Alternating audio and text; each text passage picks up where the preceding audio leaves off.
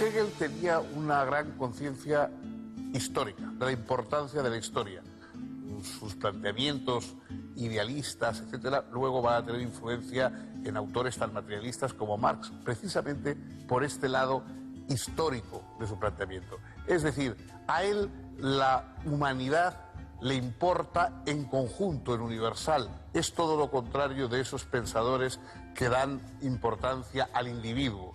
De ahí que, por ejemplo, un Kierkegaard o el propio Nietzsche sean lo opuesto, en buena medida, al planteamiento hegeliano. Para Hegel, el espíritu es el espíritu humano, del cual evidentemente todos participamos, pero que proviene y se va moviendo a lo largo de la historia. Los sujetos, digamos, del despliegue de ese espíritu a lo largo de los siglos son los pueblos, son las comunidades humanas, que cada una de ellas va aportando desde su peculiar forma de cultura y de forma de ver aportes a ese espíritu universal. Los griegos lo hicieron los germanos, lo han hecho después también, antes incluso los orientales. Es decir, cada uno de los pueblos va aportando elementos para el despliegue de ese espíritu que va ocupándolo poco a poco todo, que va descubriéndose a sí mismo. Piensen ustedes en que podría ser como un cuadro extraordinario y complejo que estuviera enrollado en un rollo y que ustedes en principio no lo vieran, empezaran a desplegarlo y fueran viendo poco a poco hasta que se despliega por completo y entonces se puede ver la magnitud del espíritu humano. Lo único que pasa es que ese poco a poco no es un rollo que se despliega así sin más, sino por esas contradicciones dialécticas que decíamos. El espíritu humano ha estado encarnado en diversos grupos. Ha estado encarnado en Grecia, ha estado encarnado en el mundo latino, en Roma.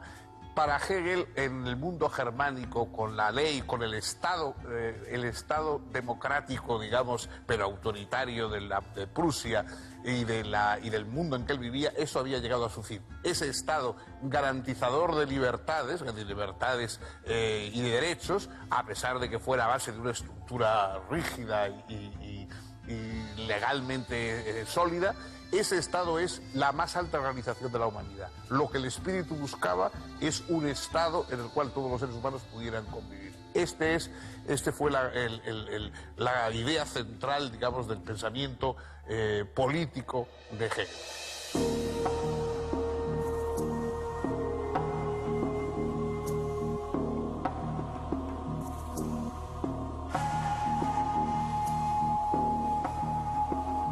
En 1818, Hegel aceptó las reiteradas propuestas de la Universidad de Berlín y ocupó una cátedra de filosofía. 3 años después, publicó sus Principios Fundamentales de la Filosofía del Derecho, en el que exponía con más detalles algunas ideas que ya había planteado en su enciclopedia. En 1830 fue nombrado rector de la universidad, cargo que ejerció hasta su repentina muerte en 1831. Los textos de sus clases y cursos fueron publicados póstumamente por sus discípulos, cotejando los borradores del filósofo con los apuntes tomados en clase por los diferentes alumnos.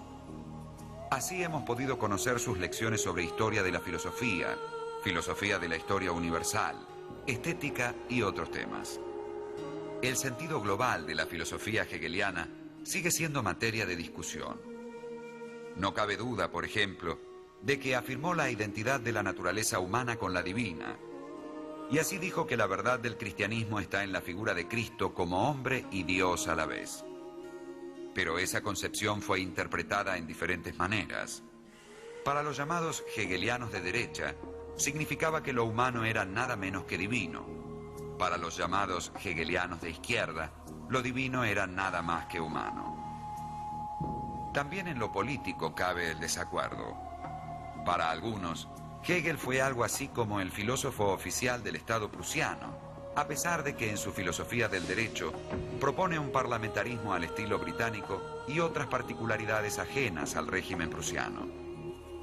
Otros lo califican de jacobino moderado, es decir, una especie de demócrata revolucionario. Hegel pretendía estar más allá del conservadurismo y la revolución.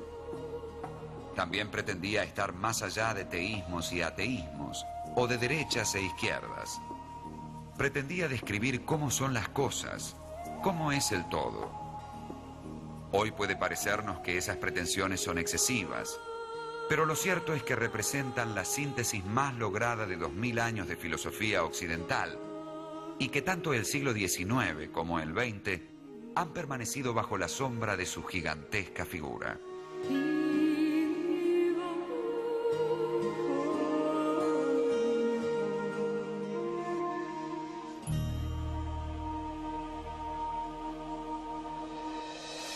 La obra de Hegel, que fue enormemente influyente, ya en su época era un pensador casi, digamos, dictatorial, porque era el gran capo de toda la filosofía alemana, y así lo detestó gente como Schopenhauer, etcétera, marginales, digamos, de la filosofía lo detestaban porque él era como el amo, el dueño, digamos, de la filosofía alemana. Sin embargo, la influencia de Hegel fue más bien a través de sus discípulos, y de discípulos o seguidores o lectores que de alguna forma probablemente él, no sé si le hubieran gustado mucho. Hay toda una corriente llamada la izquierda hegeliana de pensadores que tomaron las ideas sobre la historia, sobre el despliegue de la realidad humana, etcétera, a lo largo del tiempo, pero la pusieron con una salsa diferente. Feuerbach, Marx, etcétera, son todos esos seguidores de una nueva corriente de pensamiento que parte de Hegel. Sin duda, Hegel fue enormemente influyente, pero influyente sobre todo a través de estos lectores, a través de estos discípulos que casi cambiaron, pusieron, como en alguna ocasión dijo el propio Marx, pusieron a Hegel con lo que era la cabeza en los pies y al revés, es decir, le dieron la vuelta.